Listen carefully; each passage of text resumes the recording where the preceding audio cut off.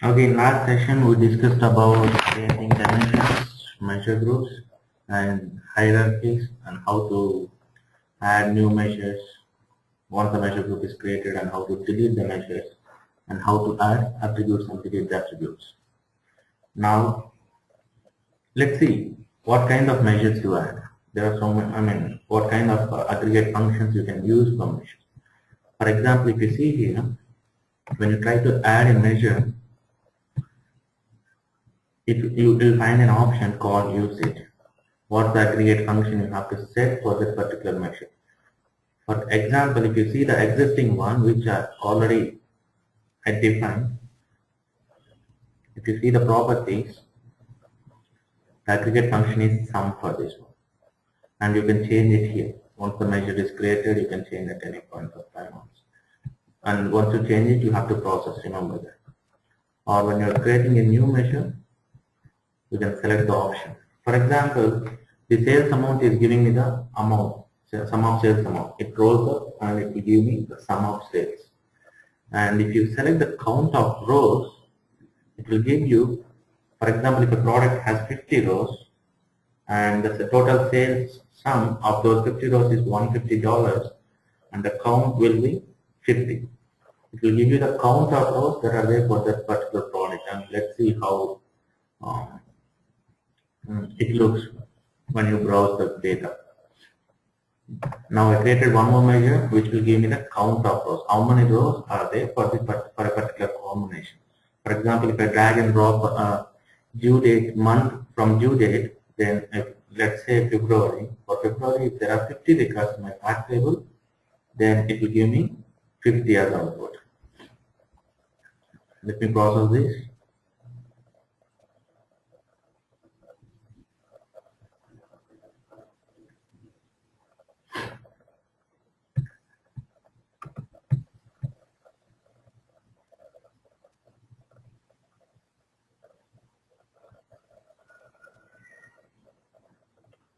Process successfully, and let me browse the data now.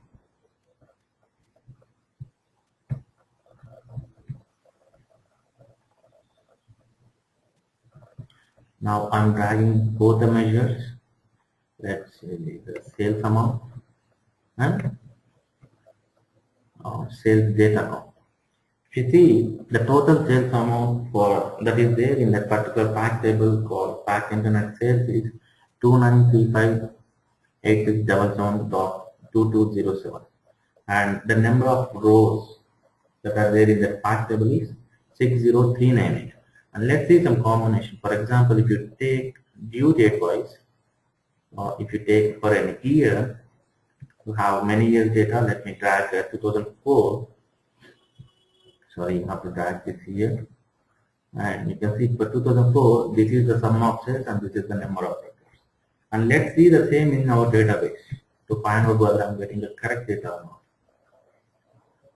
You know how to write queries for this, and let me write a simple query to get the similar data in SQL Server Management using SQL queries.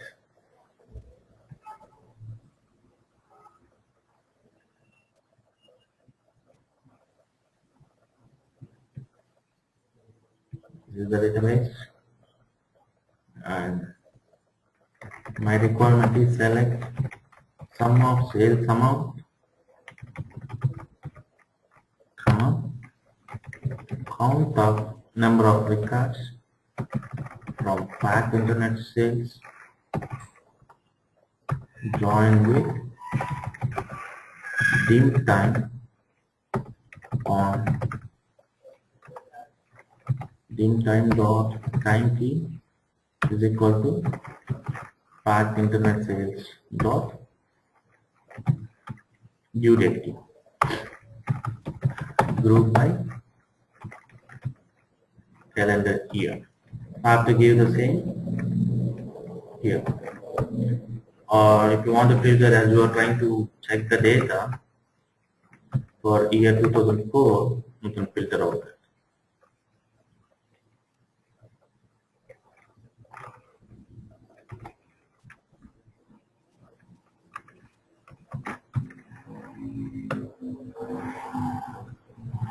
you see the data 1042325 top 5 and 3422 records. So it is exactly matched. So the functionality of count will give you the number of rows that are there for the particular row item. In this case, the row item is here. In this year, there are these many rows. And in for the year 2003, there are 22596 rows. Either you can make use of count, and where you will use this. For example, let me create a product dimension. I'm creating a product dimension and I want to see the count of products. Okay. So I don't have key defined there, so I have to write this header here.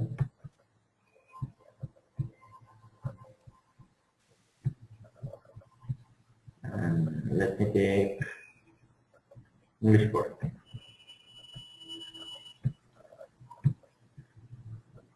And I want to see how many products are there per product. I mean, for each product in the product table. In that case, what will be my measure? My measure will be count of products. So I have to add new measure, count of rows of not sales data but product table data. Okay, I created that and I added. I have to add cube dimension here. Now the relationship is set. This is taken as a regular relationship, but you know when a relation, I mean, you can, okay, let's just leave it as is and we'll come back to this. And let me process this now.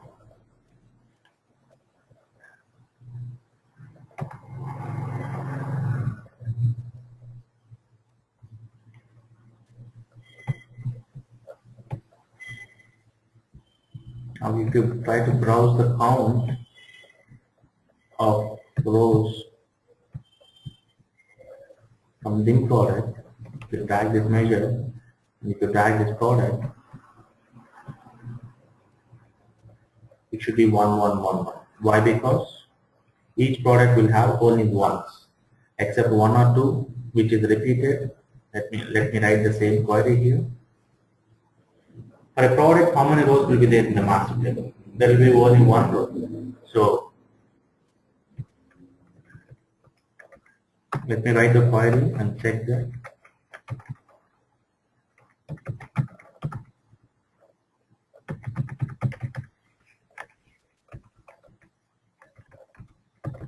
I have to join with the team product.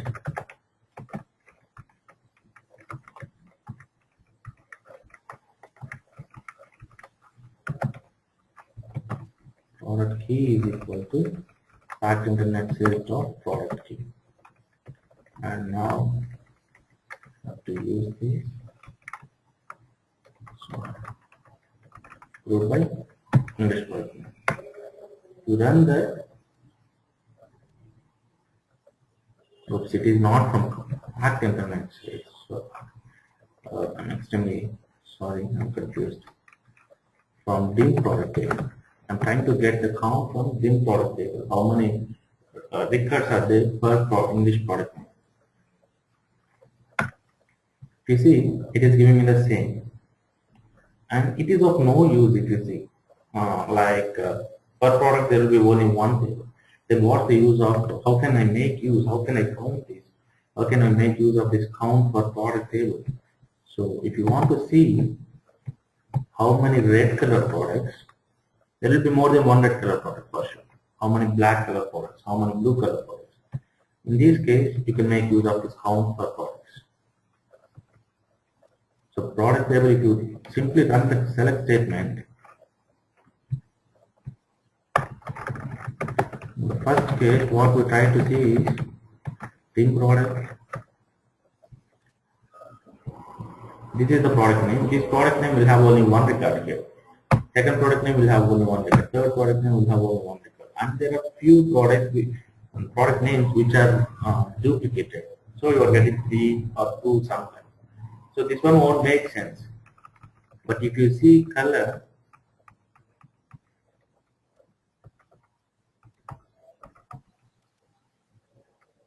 if if you see color, there are many products which are black in color, which are silver in color. So this count will be useful whenever you are trying to see the data, like how many products, or you can do one thing. You can see per product how many tag records are there.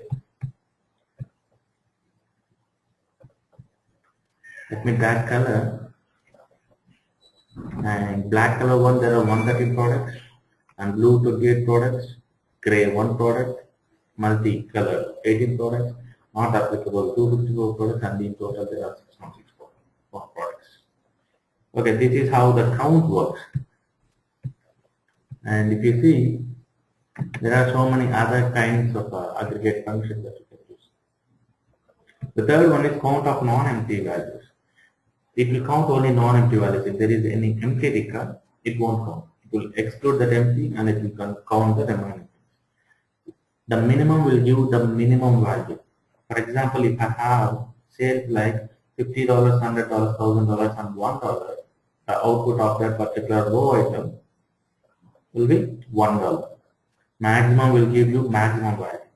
Distinct count will give you distinct count of those. For example, if you have a same product again and again, or for example,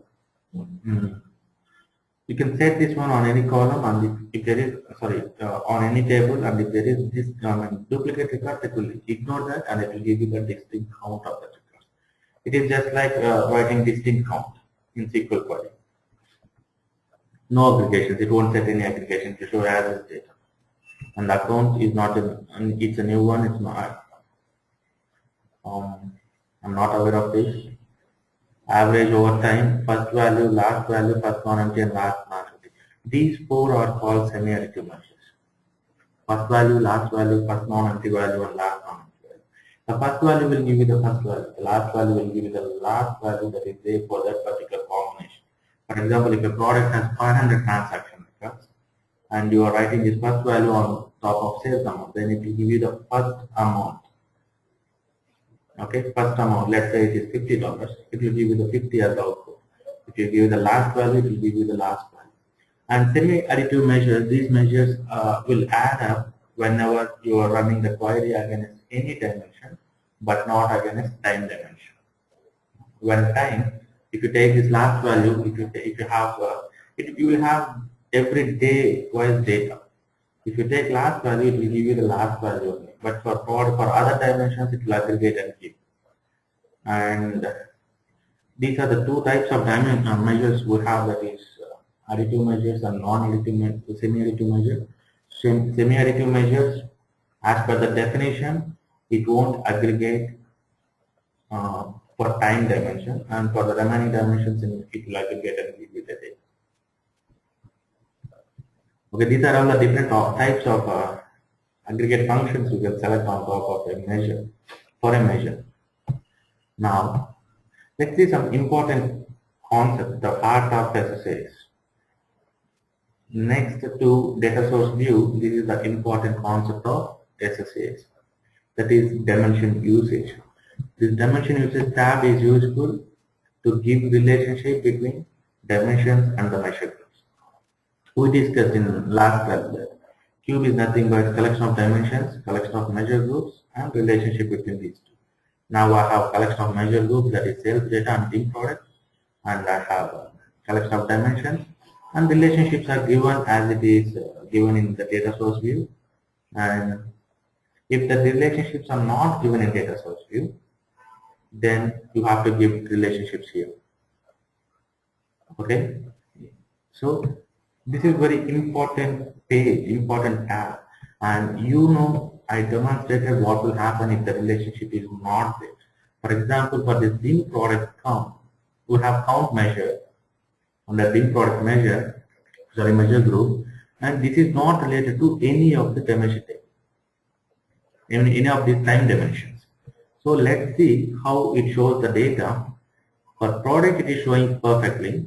Why? Because these two are related, dim product and dim product is related, and the measure is from dim product measure group, and this color is from dim product dimension. Let me drag something from date, which does not have a relationship to the fact table. Let me drag here. What will happen is it will show 606, 606, 606, 606 for everything. It will show the same value, that is aggregated value, to all the years that are present in the dimension attribute. So if you don't have relationship, then it's of no use. You can't say that the cube is done. For example, if you have 15 dimensions and 2 measure groups, and if you give only one relationship, one dimension, relationship between one dimension and each part, each measure group, then the remaining 14 dimensions are of no use. You cannot make any analysis based on the remaining 14 dimensions. In this case, you cannot analyze any sales data using dim product dimension. In this case, you cannot analyze any dim product related measures data like count we have in this case using attributes from time dimension. We have 3 role playing dimensions here for the time, and we cannot make. Now let's see what are the types of relationships we have and how to give each one. Let me click here. How to give relationship. First one, you have to click on the particular cell, you will get a button and you have to click on it. You can see the different types of relationships, and there are no relationship, regular, tracked, referenced, many to many, and data mining. And you know no relationship. If you don't have relationship, you have to give it no relationship. And as I told you, it is not mandatory that all the dimensions and all the measure groups should have relationship. If my requirement is to analyze color-wise products count, then why I have to give relationship to the time? I don't need it. Okay, so to dim product measure group. In that case, what I will do is I will give no relationship so that it will take less time while processing and it will create less number of aggregations and it will save memory and time. Okay. Now, first let's discuss about the relationship types we have. The first one is no relationship, which means there is no relationship between the dimension and the fact or measure group. The second one is regular. It is nothing but a straightforward relationship. When you have a direct relationship between dimension table and the fact table using foreign key, then we call it as regular relationship. And the best example for this one is star schema. If you take star schema, the fact table or measure group table will be directly related to all the dimension tables. So that means for that particular measure group, all the dimensions are related using regular relationship. And the third one is fact relationship. When the dimension table and the fact table are the same, I created a measure group using dim product in this case. You see here, I created a measure group using dim product. Okay, and the measure name is count. And if you see the dimension, I created the dimension using the same table, that is dim product. So in this case, dim product and dim product both are, measure group and the dimension are using the same table. In that case, the relationship between those two is fact relationship. And the fourth one is reference relationship. We heard about snowflake schema. First, I added all the related tables to my fact table, and I will show you with an example. If you go to the data source view, this one is regular in relationship. The fact table is related to all the dimension tables directly. And if I add tables that has relationship to the fact table, that has relationship to the dimension tables, I will get new set of tables here, like match borders, fact, user matches, group matches, match fielders, or something.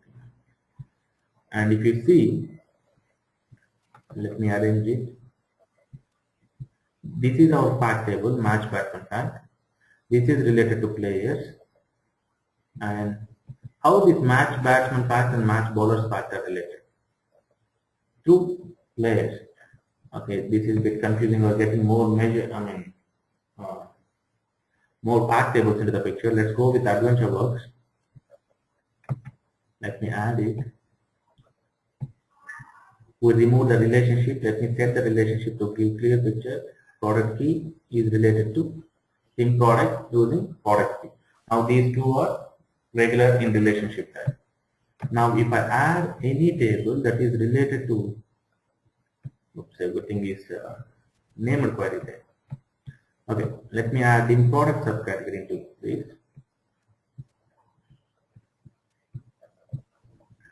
Here it is. And we have relationship between dim product subcategory and product to dim product subcategory. Now this part table is related to the dimension table using regular relationship. How these dim product subcategory and pack internet sales are related? These two are related to some other table, some other dimension table, that is dim product in this case. And when the table is related to, when the dimension table is related to the path table through some other dimension table, then we call it as reference relationship.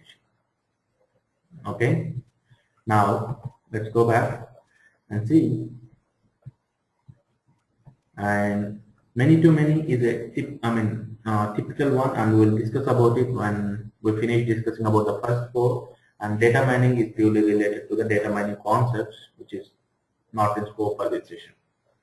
Okay, let's see how to give each relationship and how to modify and how to set the relationship between the dimensions and the path tables. Okay, the first one. No relationship. Everyone is aware of that. And let's see how the regular relationship. If you say dim product and dim product, these two are fact relationship. Both are defined based on same table, same data table, that is dim product. So this is fact. By default, it is taken regular. Okay, fact. It has taken regular, and let us change it to fact table. Or better, I prefer to do this. I will remove all the relationships.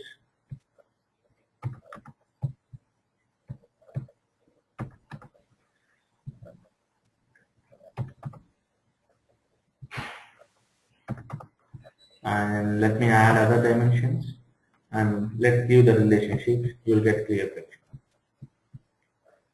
So dim product will be sales territory.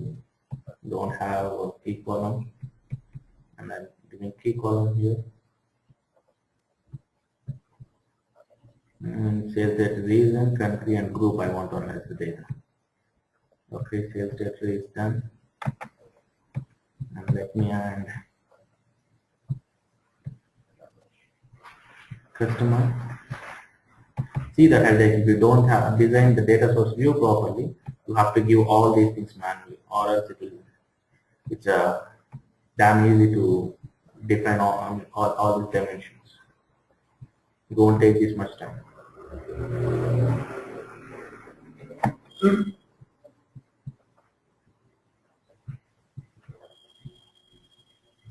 In time you have in currency, let's go and define a dimension for in currency.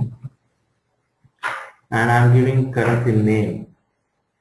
So I'm giving name column, so I don't need any other attribute here. The same thing will give me currency name. So better to give a proper name here, which will give proper meaning to the end user to drag and drop. And new dimension in product subcategory. It has primary key defined there, and English product subcategory. Fine. Now I have all the dimensions defined. Let me add all those things to the queue. Currency I want, customer I want, product already selected, product subcategory selected. Okay, cool. Now everything is there. Product subcategory, there is a relationship to the dim product. That's why it has taken by default. me remove that and let's add some. Okay, how ship date and sales data is related. These two are related through regular relationship. The key column is ship date in fact table, ship date in fact table, and time key in dim time table. So it is regular. What is the granularity in your dimension table? Granularity is attribute is nothing but the attribute that you are using to join. Okay, time key in that one, and here it is ship date key. You have to select these two, the measure group columns and granularity attribute, and click on the regular relationship is there. Let's implement the same in data source view, in SSMS. Select start from part internet sales, inner join, dim time on dim time dot time key is equal to part internet sales dot ship date key. I'm trying to get ship date related data. So if you see here, my path table and the dimension table are directly related with one inner join. You are defining this inner join using the wizard that is open here. Maybe confused. See, this is what you are defining. This is the path table you are giving, and this is the dimension table you are giving, and this is the time key you are giving here, and ship date key. This one will form the inner join kind of query between the dimension table and the fact table. So this is called regular relationship. When the dimension table and the fact table are directly related, and in database level, it's just a simple query, inner join query.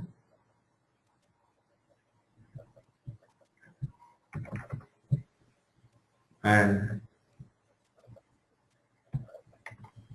this is how you have to give regular relationship. Okay. Now let's see. I want to get the product subcategory wise data, internet sales or sales amount. Then what I have to do? I have to join with product first, or because I don't have direct relationship between product subcategory to pack internet sales in this case. So I have to join with the dim product.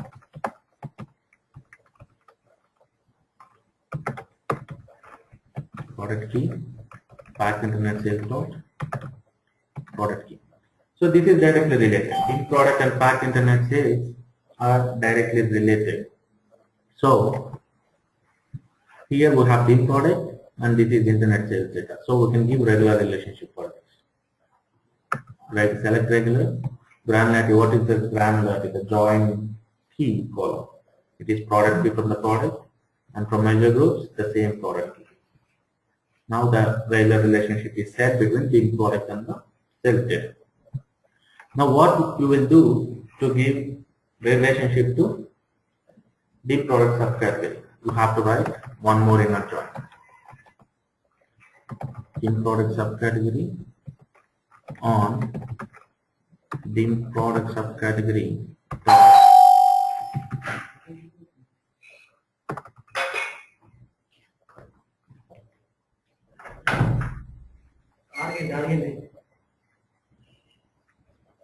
product subcategory key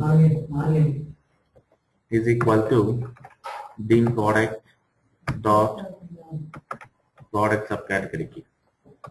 Now if you see, the dim product and the pack internet sales are directly related, and these dim subcategory and the pack internet sales are related through dim product dimension, dim product table, or related through some table. That means if I comment out this, if I don't have this join, then this query doesn't work.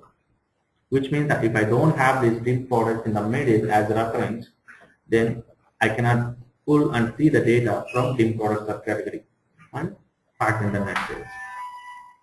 Okay. Now let's see how to give this reference relationship type in SSAS. Dim product subcategory has reference relationship through product. So when you want to define a reference relationship between a dimension and the fact table, in this case sales data is the fact and the dim product subcategory is the dimension, then you must and should have to define the intermediate dimension. If you don't have intermediate dimension, then you cannot give reference relationship. So you have to select reference. Here you have to select the intermediate dimension. What's your intermediate dimension through which it is gonna connect to your fact table. So dim product is my intermediate dimension. How these two tables are related? I mean dim product subcategory and product category. I'm gonna give this query, this part of the query here. What is the intermediate dimension table? It means it is dim product, and how these two are related is through product key, dim product key. Product subcategory key, and here intermediate dimension attribute, if you see there is no product subcategory.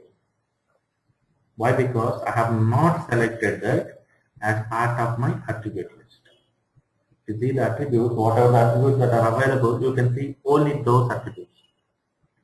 So even though I don't need this product subcategory key for my analysis, but I need that one for giving reference relationship between dim product subcategory table and my fact table.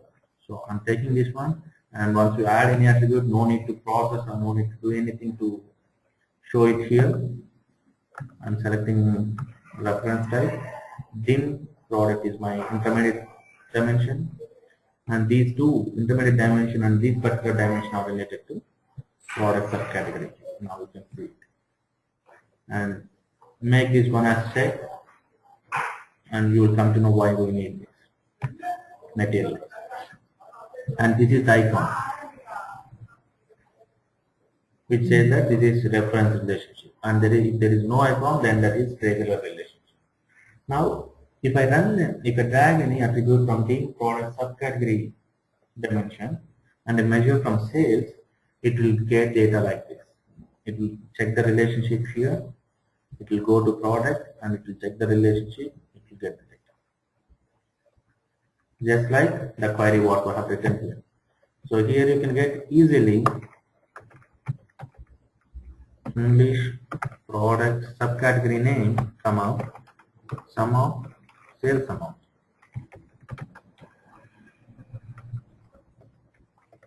Group by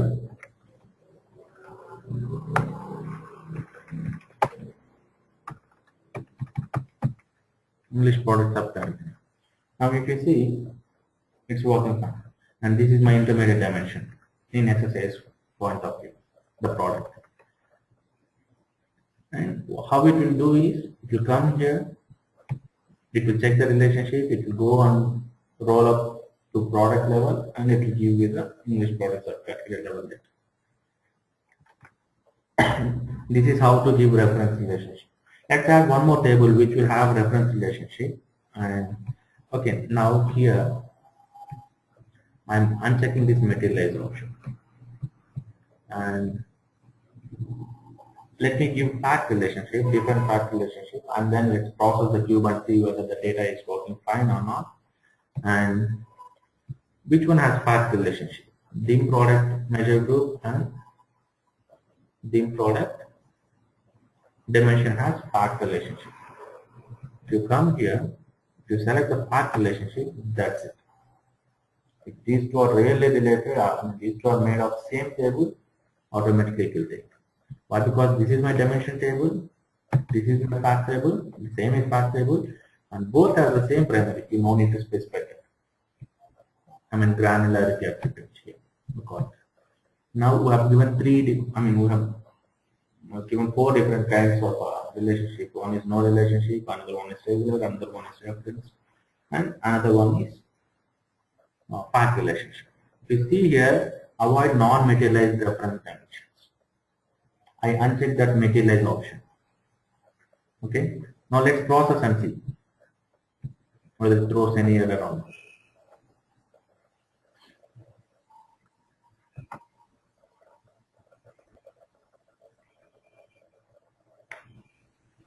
it processed successfully,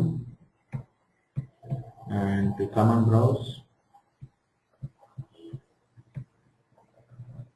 This dates does not have relationship. This thing product fact data has relationship to only product attribute through using fact relationship or provided that it is working fine. Let me check the sales amount. These two are related, so it is giving sales amount correctly. And we use reference relationship for English product subcategory. You can see the same data as what we are getting here. So let me add one more table which will have relationship in terms with the DIM product subcategory table. That is our DIM product category table. Let me add that here, or I can directly use this. If I click on that, it will list me what are all the tables that are having direct relationship with it. I know product has, but I don't want. I use name query to define the product, and already it's in use. I want DIM product subcategory, which is having relationship to your DIM product subcategory. If you see, this is how it is related. If you ask if anyone asks you how DIM product category is related to packed internet sales, I have to say it is related to two different dimension tables. One is product subcategory and another one is DIM product. Now let me create a dimension for that.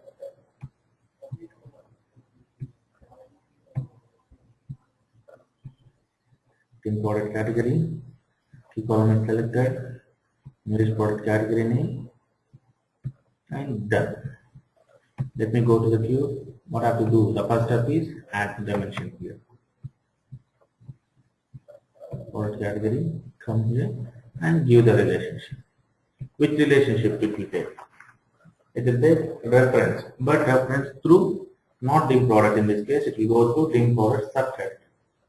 If you write the query for the same, it will be one step more. One more image. DIM product category is joined with fact. So better to have this. Is joined with the product subcategory using product category. Okay, and English product category we can use this. We can see product subcategory wise also it has relationship and it will give you the data. But here let's see the next level. It has three different categories, that is clothing, bikes, and accessories. So if you ask how this one is related to fact data and how it is giving fact sum of sales from the fact table, then this one will go to DIM product subcategory, and this one will go to product, and this one will go to fact sales, and it will give you the data. Now you have to give reference. What is the intermediate dimension table? It is subcategory. And when you select this, it is showing some warning message. The relationship is defined through one or more reference relationships which are not materialized. So defining chains of reference relationship requires that all participating relationships to be marked as materialized. The following dimensions must be marked as materialized in product subcategory. What it is trying to say is, this is your direct relationship and this is your first level of reference relationship. So until first level, it is fine, it lacks the non-materialized one. If you are going to use this dimension which is referenced through some other dimension to the fact table, if you use that one as intermediate dimension for another reference relationship, in that case this relationship should be materialized. If you check on materialized, it prepares the query in a different format, while analysis services process the data. It will create the query in a different format. It will create a copy of this table in product tables. So that's the advantage, that's the reason. Now, if I check that, I can give reference relationship to DIM product subcategory. It is not showing any volume message. And what is the relationship? How the dimension table, reference dimension table and intermediate dimension table are related through product category. Here there is no product category, and the reason is I have not selected it as an attribute in my dimension. So I have to select product category key and come back here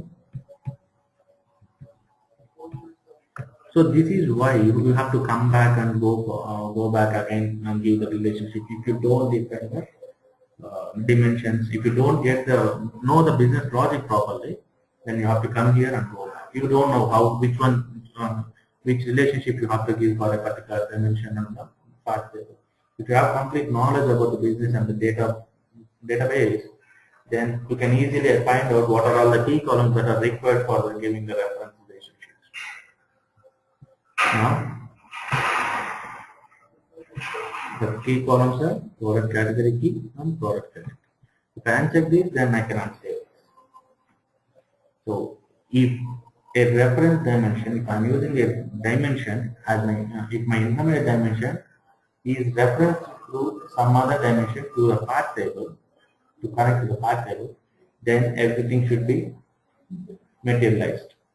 And now if I add one more high-level hierarchy higher than the product category, and let's say product types on top of that, then I have to materialize each and everything to give reference relationship to product types through product category, which is using reference relationship through product subcategory, and which is using reference relationship through being product to connect to the path data or measure group data.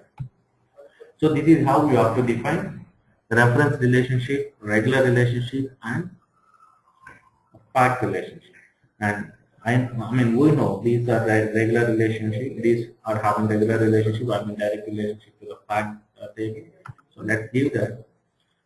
In this case, time key, and this is for a due date. So the measure group key column is due date key, and this is regular relationship, and the key column. Sorry, I selected reference. So the key column is the granularity attribute is time key, and here order date key. And in currency, you know how this is related. This is direct relationship. We remove all the relationship. Regular currency name. Why? Because it is the currency key. That is the key column, but name is the display name column. And here it is currency key. And then customer is again directly related. So regular customer key, and here it is customer. And sales territory, it is directly related. Sales territory key to sales territory key in the measure group table. And this is a product table, and I am going to see product wise, din product wise data, and this is path related. And you know this product and this subcategory has a relationship. So you can use reference relationship, and what will be your intermediate dimension? Din product. And to subcategory and subcategory. You see here, I don't bother whether it is regular relationship to the fact table or not. This dimension and the fact is directly related or fact related. That doesn't matter for reference relationship.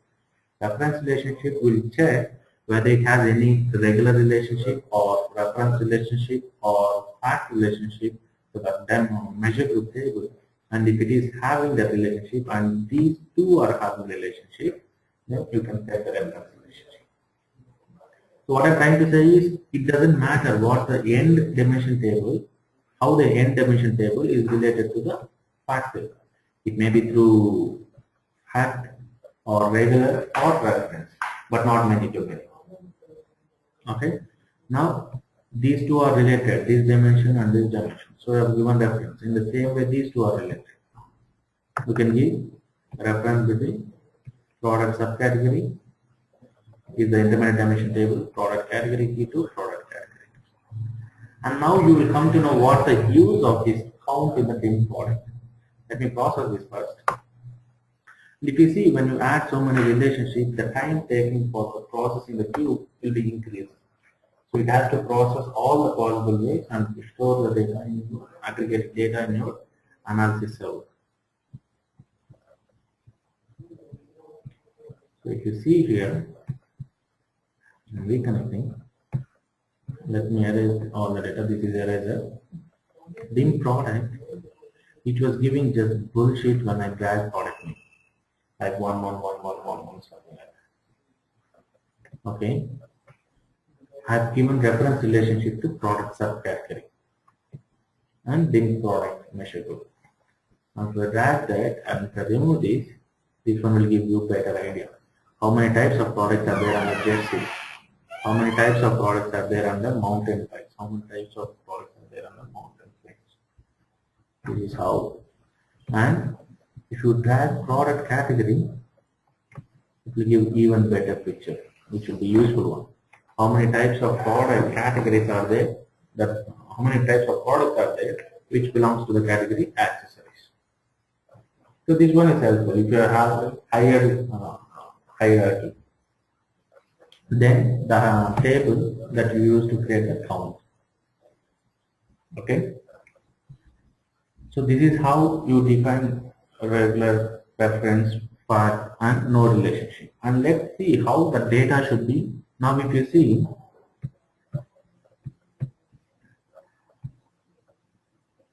see here, in one case, no relationship between the table and the path table. Let's say this is the dimension table and the path table. No relationship at all.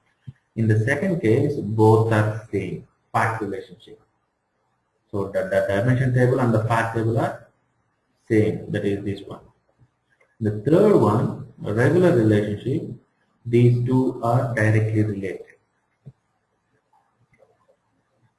And in the fourth one,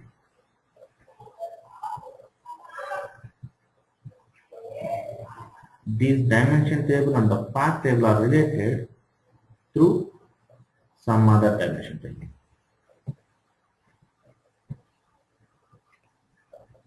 Okay, or even you can have one more dimension table, and this dimension table is directly related to the path table using two intermediate dimensions. Okay, these are different types of relationships what we discussed, and these are the maximum possibilities what can be available. Let me explain you one more way.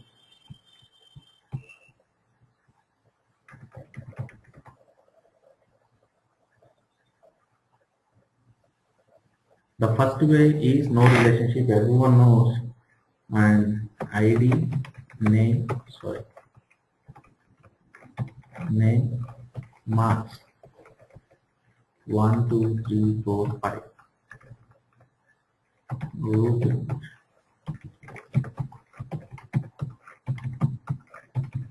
I have 5 different students. Each student marks 45, 45, 45, 56, 56. These are the marks scored by each person. In this case, if you see, if my requirement is to see the marks of a student, what will be the fact table and what will be my dimension table? In this case, the dimension table is the same table as the fact table. And the measure is marks here and the attribute is name here. So these two will be related using fact relationship. Okay. Using this one, what you will get? You will get only one subject marks. You are not going to get more subject marks. Let's say I am keeping a different table for marks. This is my master table. We call it as our dimension table in SSAS. And here ID, student ID, and marks and subject ID. 1, 1, 1, 1, 1, 1. 6 subjects, 1, 2, 3, 3, 4, 5, 6 subjects. We'll have 6 subject marks.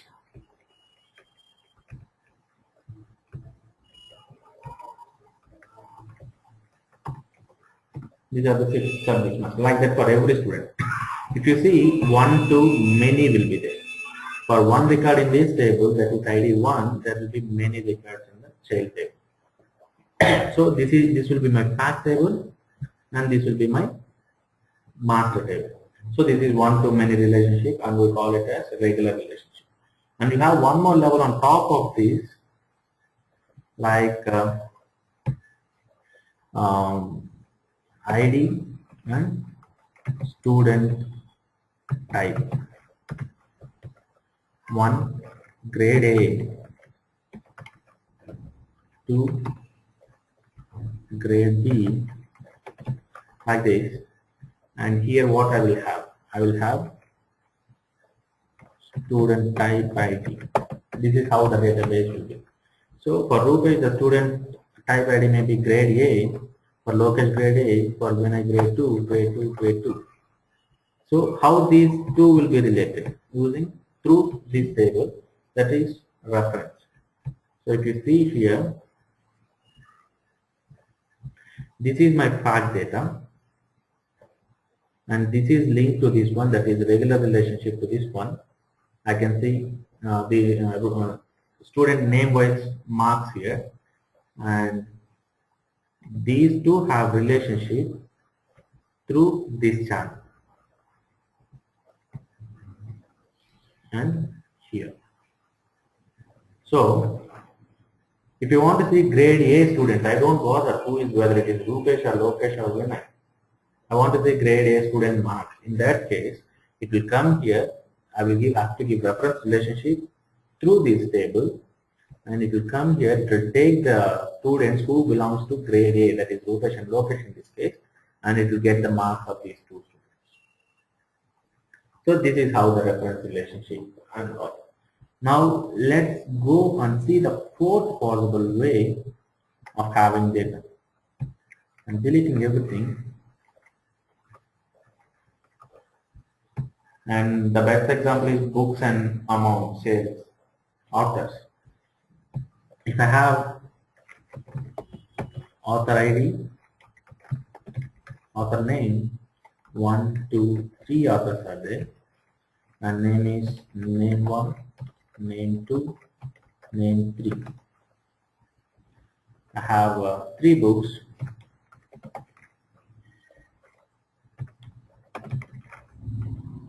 One, two, three. C, C++, Java. Okay. Now, let's say this is not one-to-many relationship. The same author can have two more. I mean, might have written 2 to 3 books, or many books, I can say. And the same book can be written by many authors.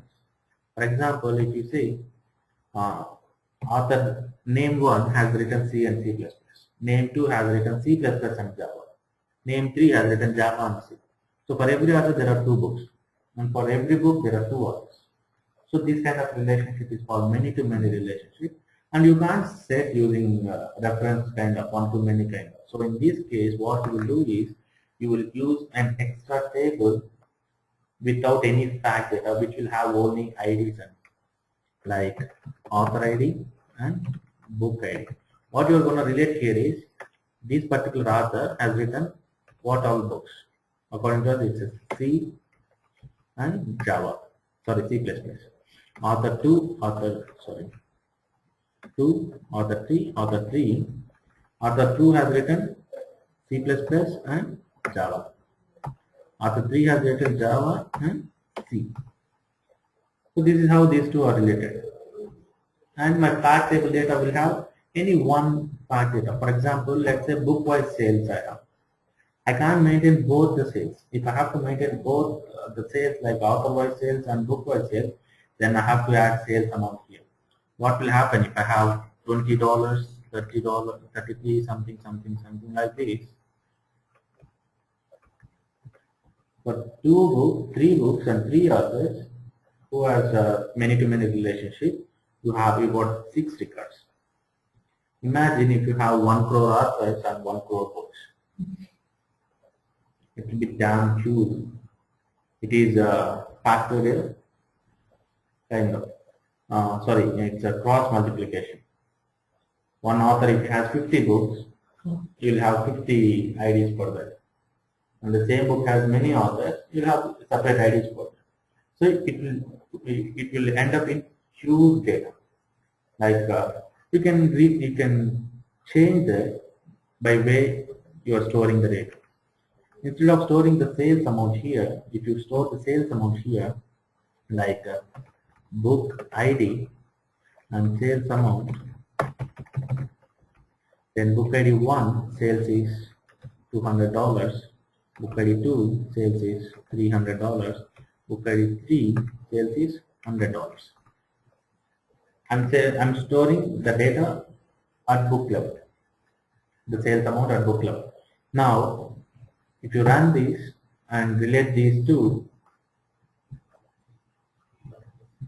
if you see the book-wise data and this one, these two are directly related, regular relationship. And this one is related to this table, but not to this pattern. So you can set relationship between these two, the dimension table and the fact table, which is not having direct relationship or not even reference relationship. What will happen is it will come here, it will join with author ID, it will take the book ID from there, it will go here, and from there it will come to book ID. So it is using many-to-many table. That's why we call it as many-to-many relationship. Let's see, if you create a dimension with this table and measure group with this table, then if you run this, if you drag book name and sales amount, it will be for C, it will be 200, for C++ it will be 300, and for Java it will be 100. Okay. Now let's assume let's see how to see the data for author by author name wise. So for author name 1, it will come here. For author name 1, this is 1 is linked to 1 and 2 books. Author 1 has written books 1 and 2. So it will come here and it will check what are the 1 and 2 books. It is C and C++. It will go here and it will check the sales. What is the sales of C and C++? It is $500. So like that, it will give you the data. It will come here to the many-to-many relationship table and it will take the IDs and it will go back to this one and it will get the data from your fact table. And let's see how to configure this in how to define many-to-many relationships in SSAS. For that we have to define tables. I'm not sure whether I have tables or not. Let me check that.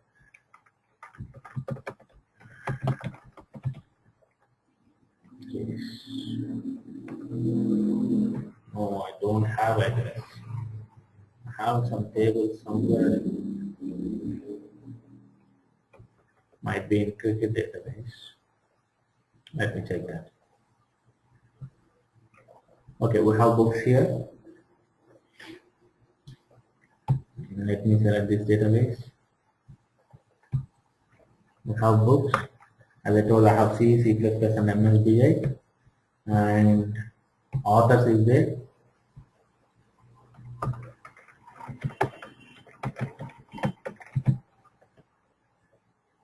And there should be related table for this one, right? Many-to-many table. I think I've given it as auth books. Here it is.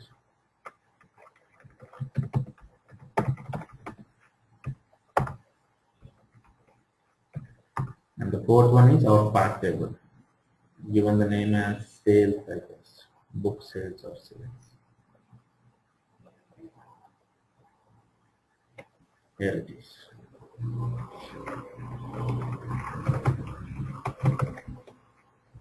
You see this data, have 3 books,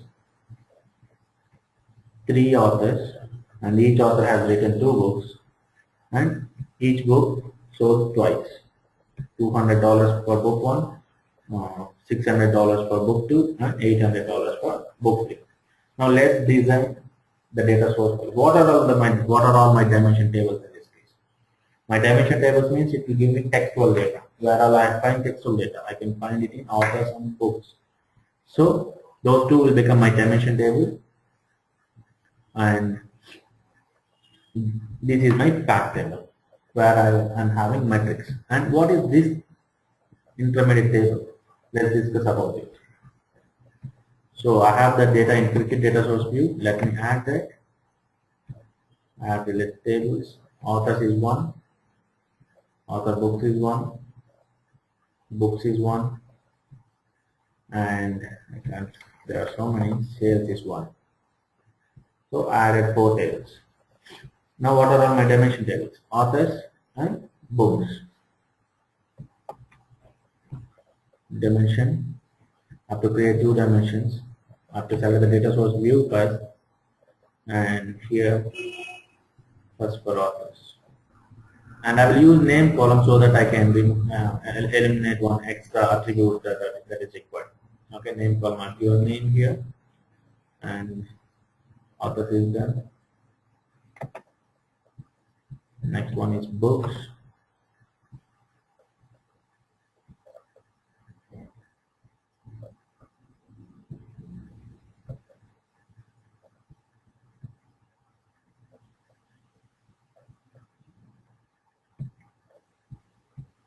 So I created two dimensions. Now I don't have a cube which is pointing to cricket test data source.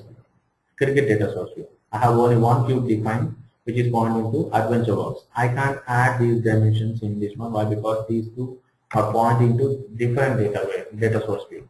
I can't see the dimensions which I created now. So what I have to do is I have to add a new cube. I can add an empty cube pointing to cricket data source view.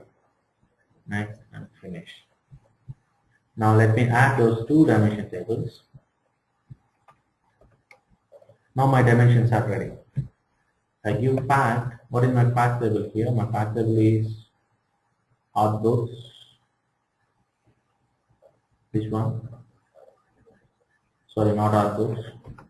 My fact table is sales. So if you see here, we have direct relationship to authors. Is it authors or books? It's a book ID. We have direct relationship to books table and sales table. So I've given relationship book ID to ID. Now these two are related. If I process it, I can see book wise data. Let's process and see whether it's giving correct data or not. According to the database, each book is having first book is having 200, second book is having 400, and third book is having 800. So let me drag books first. ID I have not renamed it, and measures it is sales. So it is 200, 600, 800, and it's the same 200, 600, and 800 for three books. Now, how to give relationship between these two? Okay, you know these two are many-to-many related. So let's try by giving many-to-many relationship. It is asking for intermediate measure. What is measure group? We know about intermediate dimension, but it is asking for measure group. So we have one intermediate or bridge table kind of thing, which will have only key columns. That is auth books. It has author ID and book ID. It will have relationship to two dimensions. Okay. Now that table is called as bridge table or factless fact table. It's a very important word, factless fact, which means it will have it acts as a fact table, but it will not have any facts, any measures. Let me add that. New measure group, authors. Sorry, I wanted the wrong one. New measure group, authors. And if you see, it has only ID, and every ID is integer. That's why it is showing here. Actually, you will have auth books count only. It doesn't have any fact columns like sales amount, that amount, this amount. No fact, no measure columns, no metric columns. It has only columns to relate two dimensions to a fact table. Now, you know this table, this measure group is directly related to both the dimensions. Using ID, it's related to authors using author ID, and related to books using book ID.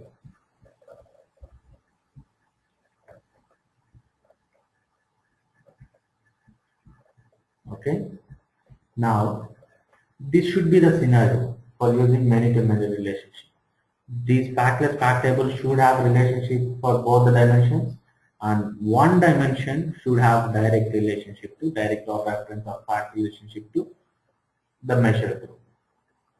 The scenario is there. This is directly related. I can see book-wise sales data, and this is related to this fact is related to both the dimensions. In this case, you select many to many and the intermediate measure group will become the authors, which has relationship to both the dimensions. So if you see here, for authors, it will come here, it will take the IDs, it will check these IDs, it will come here, it will go to sales. And let me show you that here in this one. This is the data we're having. Now this is the sales amount. These two are related and fine. And these two are not related. And these two are related and these two are related. So I have given the same here. First I related these two, this books dimension with this measure group, which is this one, this to this, and this author books to both authors and books, which is, this is the first case we discussed, and this is the second case, and this is the third case. Now indirectly this one has a relationship, but you have to specify what is the table which has a relationship. In intermediate, in reference dimension we are specifying what the intermediate dimension table. If this is related to this fact table through this table, then we are giving that. We are giving that. Here in this case, what is the intermediate one? This is the intermediate one, which is helping in setting the relationship between author and the sales amount. So you have to specify that in your many to many relationships, and this is the icon for that. And let me click and show you. Click here. This is the main intermediate dimensions, intermediate measure group that you have to.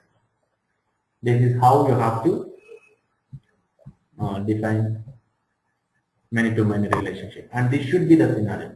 There should be an intermediate fact table or partial fact table or bridge table. You call it as in many ways. And if it is the case, then you can give relationship, many to many relationship. Now if you see, we set the relationship here.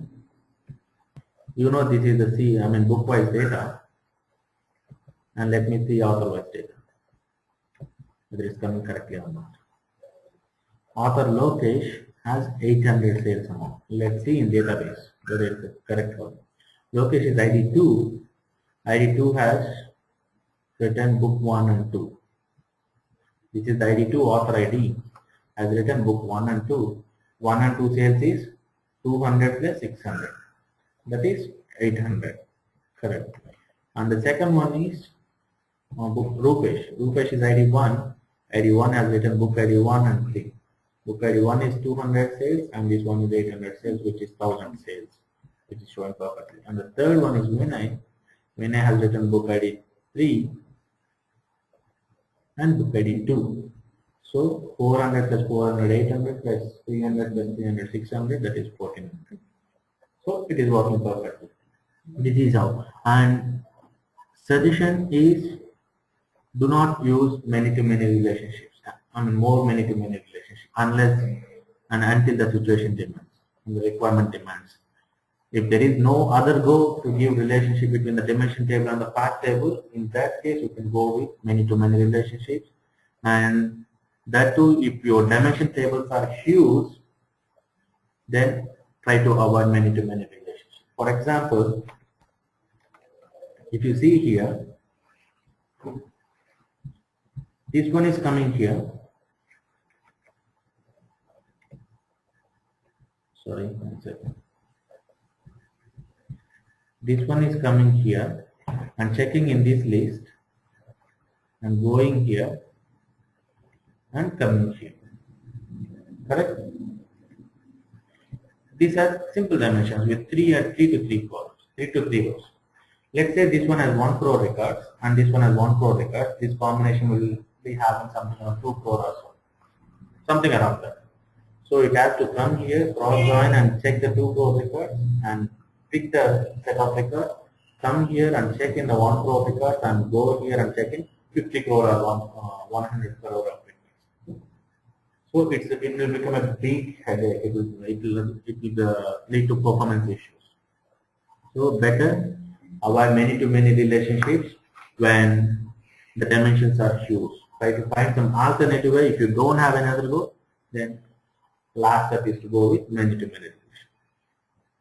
That's it, and this is how you can give different kinds of relationships between the dimension tables and the path tables, and we covered regular relationship, path relationship, many-to-many relationship, and reference relationship. Let's take a small break and let's come back and discuss about few more objects of SSAS. Okay, if you see, there are so many tabs here, like calculations, KPIs, actions, partitions, aggregations, perspectives, translations, and browser. Let's discuss about few concepts today. Like let's start with partitions. Partitioning of data. This is very important to improve the performance of the code. Queue processing and as well as querying the data using MDX. You know that when the cube is ready, Monar database is ready, you will use MDX queries to pull the data from your cube database. It is just like TSQL for SQL Server, Transact SQL for SQL Server. In other words, that's a querying language to pull or to query the data from cube database, SSAS cube database. So, why we need partition? The main reason, it increases the processing performance time. I mean, it decreases the time that takes to process the cube. For example, let's say you have 50 crore records in your fact table and you have all regular relationship sets to your dimension table. And if you click, whenever you add a measure group here, for each measure group, one partition will be created by default. Like this, I added two measure groups, one is DIN product and another one is sales data. So one partition is created. And partition is nothing but the container where you are going to pull and store the data of the fact tables. Okay. And if you see the partition source, it is table binding, which means it will pull the complete data from the table and place it into your analysis server after aggregations and all. So for sales data, by default, one table binding partition. For DIN product, by default, there will be one table binding partition created whenever you create a measure group. What will happen is, let's assume if you have 50 crore records in your sales data fact table, when you click on process, it will read each and every record through this partition, and it reads like 1 lakh record per second. Imagine how many seconds it will take to read all the records, all the 50 crore records, and after that it has to create aggregations and it has to create views on top of it. So it will take a bit of time, like some seconds. If you assume 1 lakh record per second, it will take some good amount of time to read all the records from the fact table. And if you create more partitions, then you can enable parallel processing. Means it will pull data through many partitions at a time. Like it will improve it will take less time to process. For example, in real time, in my experience, if the table is having 30 crore records, with single partition, that is table binding, it will take 3 hours to process the data, and it again depends on the dimensions and the relationships what you set. And if you create partitions on top of that, then the same thing will be processed in 1.5 hours. Okay, as I said, it's again depend on the dimension size and the relationships. So the first advantage is the processing time will be decreased. The time taken for processing the cube will be decreased. And let's see how to create the partitions. And the second advantage is whenever you query the data. For example, if you have sales data for 10 years, and you create partition for year-wise, partition year-wise. For each year, you create one partition. So whenever you query data and add a where condition in your MDX query, filter the data like where year is equal to 2001, it will come to that particular partition and it will fetch the data from there. Which means 10 years data, you have 50 crore records, which means you have 5 crore records per partition on an average. Instead of going through all the 50 crore records and fetch the data, it will go through 5 crore records and pull the data if you have where condition. Whenever you are having a filter condition in your queries, then it will be faster. It will retrieve the data faster. Now let's see how to create partitions. And there was a limit set in 2005 that you can create only 2000 partitions per measure group. Now that limit is removed, you can create any number of partitions per measure group. And on what basis we have to create partitions? That's a very important one. The key point that you have to remember when you are creating partitions is you have to partition the data in such a way. You have to find out the most frequently using filter condition. How best you are gonna categorize your data. Like year-wise is the best fit. If you feel that, then you can create the partitions year-wise. And if you feel the product-wise, you have so many products, and you can create product-wise partitions. And if you're gonna fetch the data frequently using the product filter, then it's better to go with product-wise. And the next point to be remembered is while creating many partitions on a measure group, you have to make sure that you are not gonna miss even a single record from your fact table. If you miss one record, then $100 or $200 of sales amount is gonna miss from your analysis part. So you have to make sure if you have 50 crore records exactly in your data warehouse part table, then you have to write partitions in such a, you have to create partitions in such a way that all the records are fetching, all the 50 crore records will be fetched into the queue database. Okay, let's see how to create partitions. If it is table binding, only one partition will be there, which means it's a table, complete table data will be pulled into your analysis services. So if you want to add more partitions, then you have to change this one to query binding. Once you change it to query binding, you can see the select statement, and at the end there is a where condition. Partition is nothing but pull some piece of the data from your fact table and put it into one container. So I can get piece of the data or a slice of the data using where condition. I can slice using where condition. How shall we partition based on? I don't see any good column here to partition the data. I will show you an example by taking sales amount. Okay, sales amount is less than $1,000. This is to check the query whether there is any syntax error, successful, and clicked on OK. Now this partition sales data with amount less than $1,000 will contain all the fact records where the sales amount is less than 1,000. And this is the button you have to use to create new partition for that. Click on next. On sales data, here it's listing all the measure groups. Want to create partition on sales data. Already one partition is created to fetch all the records with sales amount less than 1,000. Now, finding the table, this is the sales data table. Click on next, specify the query to restrict the rows.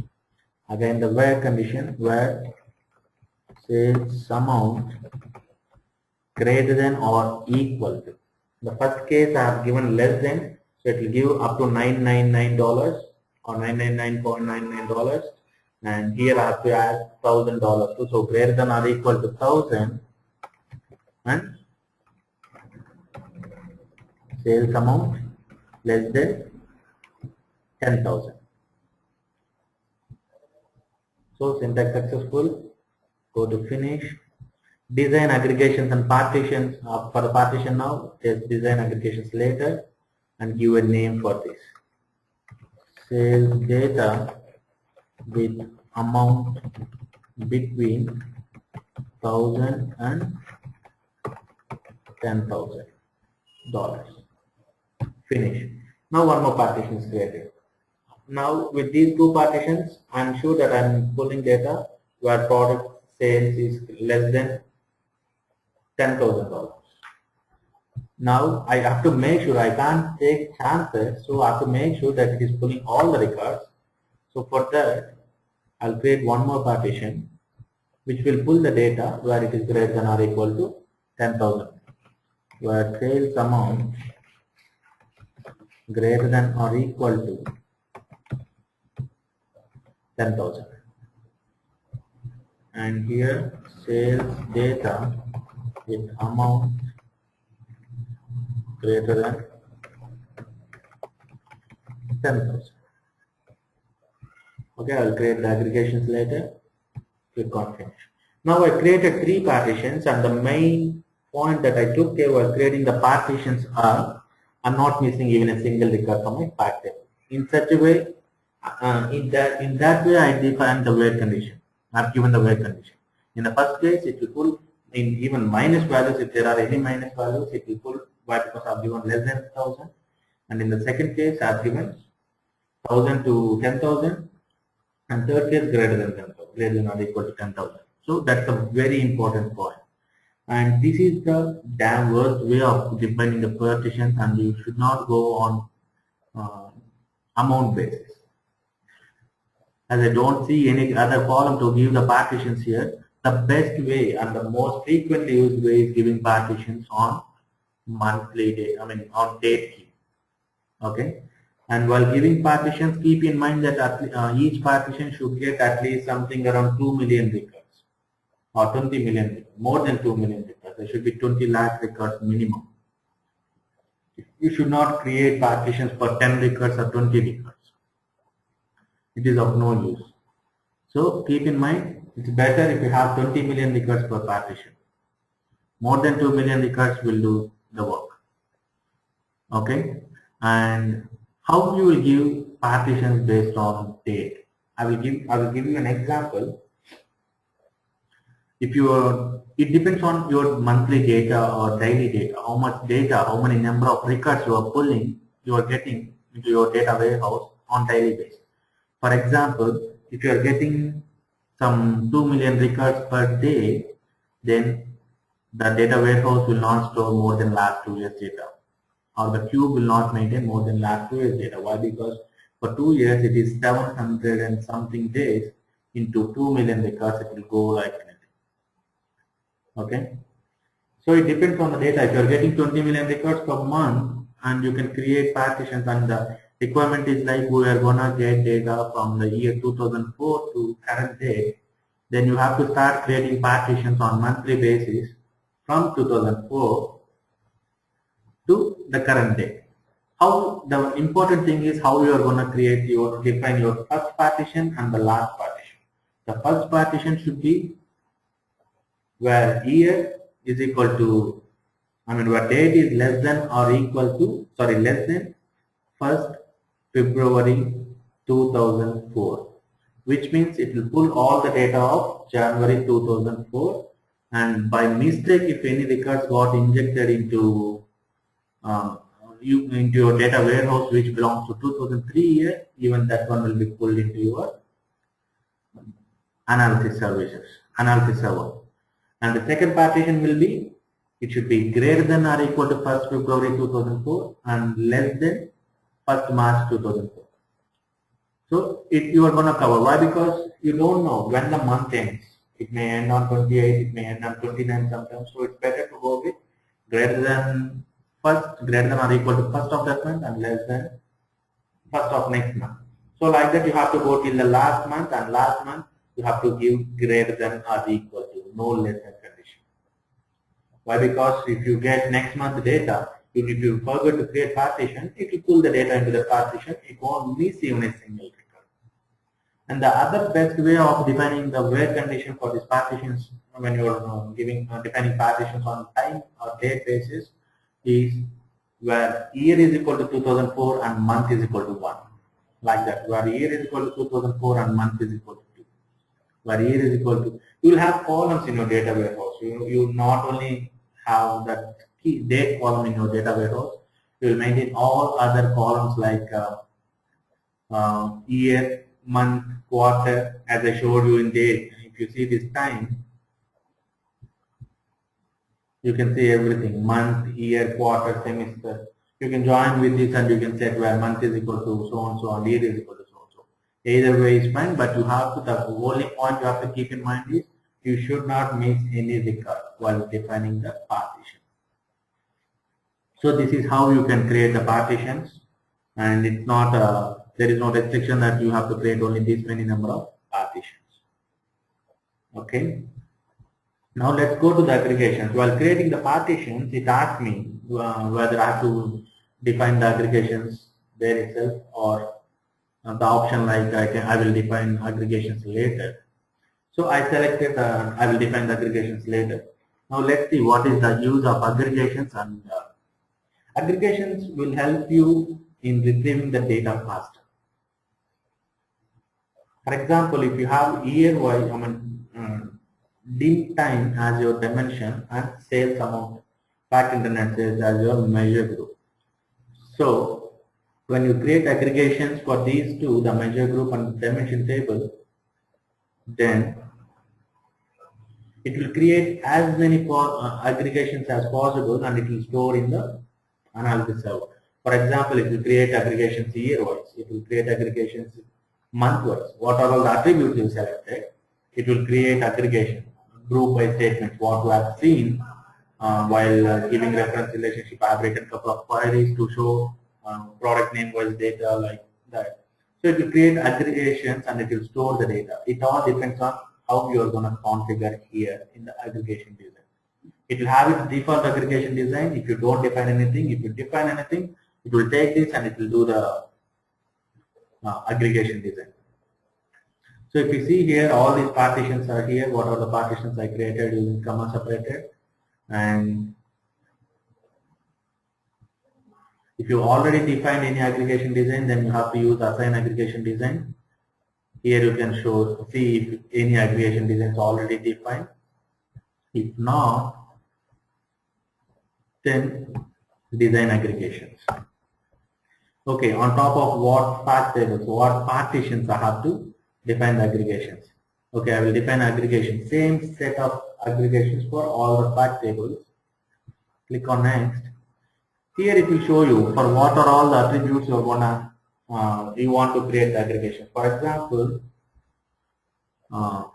it depends. See, you have to define aggregations for the attributes which you will use frequently in your queries. For example, if you are going to see month-wise data, then define aggregations for that. Full aggregations on top of that. So it will create as many aggregations possible and it will store in the data analysis server.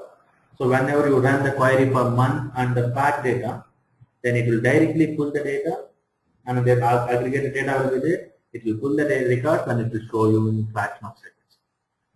And you don't want Spanish month name wise, so leave that one or set as none. If you set it as default, it will take, as I told you, default aggregation design. It will go with that. And I want to analyze full year wise, quarter wise, semester wise. I don't want semester wise to be frank. Physical quarter, physical year. So you have to select for what all you need this aggregation design. And once you say, you have to click on next. You have to check the count. How many rows are there, and per partition how many. Okay, it will give you the estimated count and partition count. This partition count, we split into 3 partitions. It's giving the first partition count. So click on next. This is the important page of aggregation design. So now you say for what are all the attributes you want to define aggregations and what are all the fact data. So you need fact data and dimension data to define aggregations. Why? Because it's just like writing sum of fact data, fact columns, joining, group by dimension attributing. So here you have to define what kind, how you want to define the aggregations. Define aggregations until it reached 100 MB of size. So if you click on start, it will check how many aggregations can be designed within this 100 MB of size and what will be the performance gain. It is saying in 100 MB size it used only 4.1 MB and it designed 25 aggregations which will increase your performance by 99%. So that doesn't mean if your query is taking, MDX query is taking 15 minutes, that doesn't mean it is going to retrieve data in 1 second. So it will increase the, decrease the time taken for the query to pull the data, for sure that one. But it will, up to 60%, it is ideal one, I can say. Even though you specify 100 MB until 100 MB, it won't continue creating until 100 MB. This is the maximum aggregations it can define here for the dimensions and the data we have and the attributes measures we have. This is one way of defining aggregations. And the next way is performance gain. If you define aggregations until performance gain reaches 60%. If you click on continue, it is saying it has to create only, again it's creating 25 aggregations. Or click on reset and click on start, you can see the operation. It will create aggregations, the number of aggregations that are required to reach 60% of the performance gain. So it is saying it has to create 5 aggregations which will improve the performance by 60%. And it is offering 505 KB. Okay, and the percentage gain is 61%. And the third option is until I click stop. Continue creating aggregations until I click stop. That doesn't mean it will continue creating aggregations even if you be continuing creating aggregations it will come after 2 days. It will go to the maximum level. As I said, as I showed for size limit aggregation design, it is saying 25 aggregations is more maximum it can create. And the fourth option is do not design any aggregation. This is the dummy one and you can easily understand what it means. So the ideal way people prefer to go with is 60% performance gain. The default one what they have given is 30%, but until 60 it will give good performance gain. So let's see, I think it will create the 5 aggregations again. And click on next, use some aggregation design and finish. Now this aggregation design is defined for this fact data. Now if you see here, assign aggregation design, add partitions with aggregation design. So I have to click here and assign aggregation design. There is no aggregation designs for this. So you have to, if you want to define any aggregation design for thin product, you can go in the same fashion. And this is the advantages. This is how you have to define aggregations and assign aggregations. And these are the advantages. The main advantage is query time will be reduced. Querying the data from your analysis service database will be reduced. And you have to design it in a proper way. What are all the attributes that you are going to use frequently? You have to set that as full aggregation, full. And if you are not going to use any attribute in your queries, then you can set it to none, so that it won't waste its memory in creating aggregations for that. Okay, this is about aggregations, and let's look at the tab perspectives.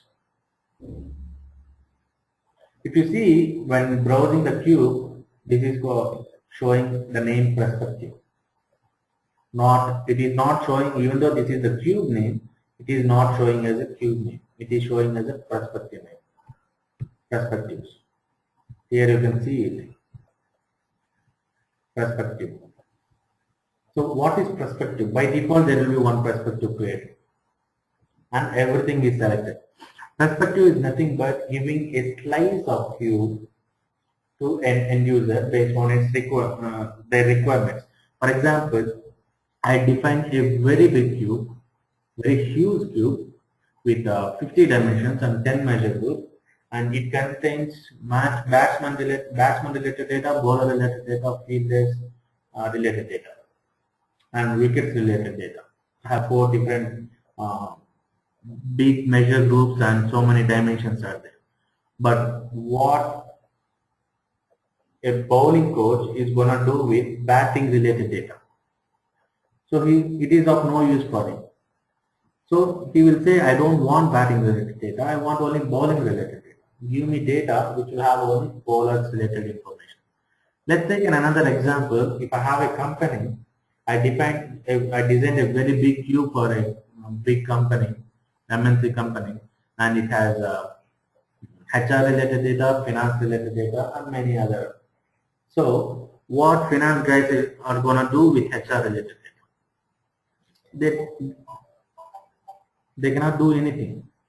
So in that case, you can make use of perspective to slice and give a piece of the cube as per the user's requirement.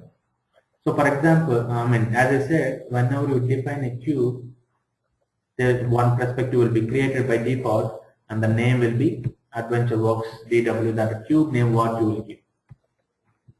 So here it is, AdventureWorks DW perspective. And let's say this is my complete cube information, and I got a client. His name is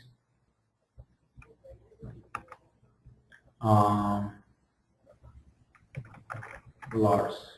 Let's say he want to see only sales amount data but not sales count. He don't bother about sales count.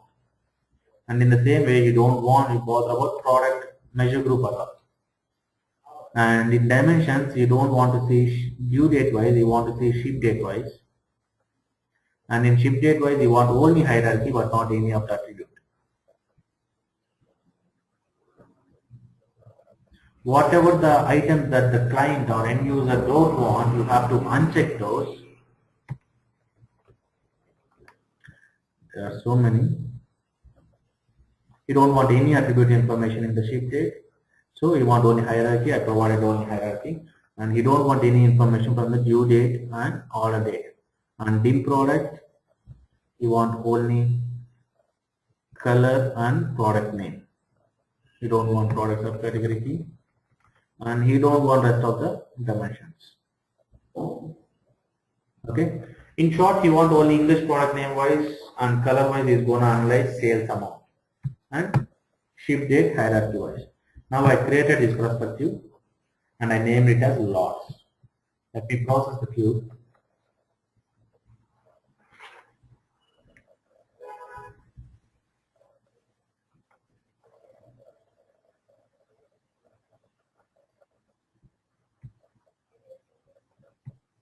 Close. And if you see the browse and reconnect,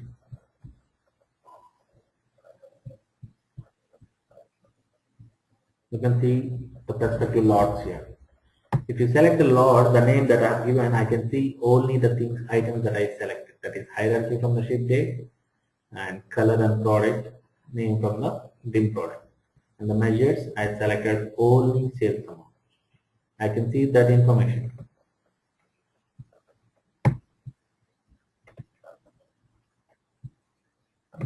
It is creating some problem.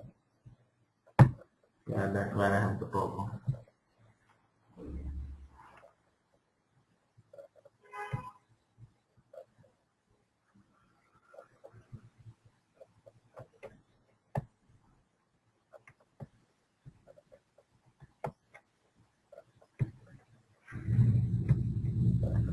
Okay.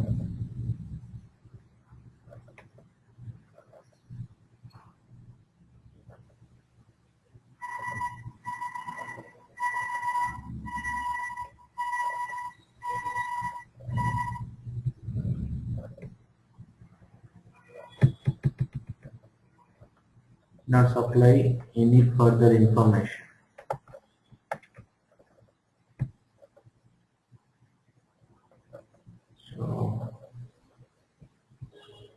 Let me check this. What is this problem? Let me connect in Excel the best way to connect the perspectives. And I'm going to show you how to connect in Excel and see the data from the cube. Connections, go to data tab, from other sources, select from analysis services, give the server name, in this case it is dot, and you have to select the cube name, add work is the cube name, and you can see the perspectives here. Click on the perspective and finish. Okay. Now you can see the sales amount. It is working fine. There is some problem with the browser there, and if you select the color, or you can drag and drop it. So black color, these are the products and this is the same. So this is how the perspective works. Like you can slice the cube and you can give a piece of the cube to the end user based on their requirements. And I'll check that what's the problem here. Okay, understood perspectives, right? Now let's go to the translations. The main use of translations is to achieve globalization concept. If you create a cube, there will be by default one translation with the default language set. And let's say people from France, French guys, want a cube and they can't understand English. So they want it in French. So if you click on new perspective, here you have to select for which this particular perspective is French, let's say Canada. Okay, then a new column is added. For cube name, it will ask what is the name. So you don't need to worry much about what we call as AdventureWorks in French. The end users, the clients will send you a sheet saying that if you provide all these column names, all these attribute, dimension, measure names, then they will give you the name in French. So you have to copy that. Let's say if they send an Excel sheet saying AdventureWorks, DW will call it as ADVW, let's say. And this one sales data, they call it like this. I'm giving some dummy names just to give some idea. And if you don't give any name in a translation, in this translation, then the English name will be shown there. For example, for dim product category, I have not given anything, and for ship date, I have not given anything, and for perspective, I have not given anything.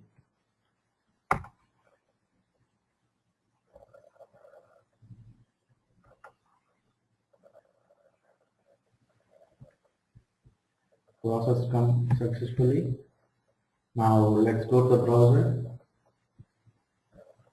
And everything is showing in English. This is the default language. If you change your local computer settings to the particular language that we choose in, that we have chosen in creating translations, like in this case it's French Canada, then the names are changed. And for ship date and the dim product category, I have not given any name in French under French translation. So it is taking the default name, what we have to. And the cube name also you can see it is ADVW, and these are all the measures. And what about the attributes, where I have to give the names, French names to these attributes. So you have to go to each and every dimension. Here you will find the same translations tab. You have to add a translation, and what we have selected, it is French Canada, and give some names.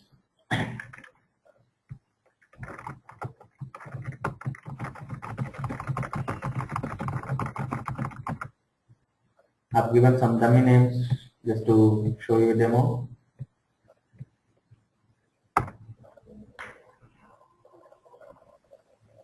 The problem here is I've given some dummy names. I don't know which one is date and which one is the other dimension.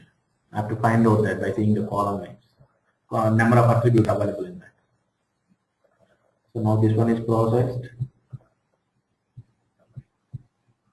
and I have to reconnect it. And this one, the names are changed. The attribute names, if you see, it is H, G, G, H, F, S, G, H. This is French. So this is how you have to give translations. And in short, translations are used to achieve globalization concept. You can give different names and in different languages for different countries. And whenever the global settings, global language settings is set to that particular language, then by default cube will be displayed. The cube attribute names and measures names and measure group names and dimension names will be shown in the name with the names what we have given in the translations. And perspectives is used to give a slice of the cube to the end user based on their requirements. Instead of giving the complete cube, which is not required for the end user and it will be damn heavy, it will be 100 GB in size or more, even more than that. So instead of giving access to complete cube, you can give a piece of cube to the end user. And aggregations will improve the query performance. And if you define proper aggregations, the query retrieval MDX query will fetch the data faster. And partitions is very helpful for decreasing the processing time that is taking to process the cube, and even the querying of MDX will be, the performance of MDX queries will be increased. So these are all the advantages and the use of these 4 tabs: partitions, aggregations, perspectives, and translations. You are very well aware of the use of browser tab here. And let's discuss about calculations, KPIs, actions in next session.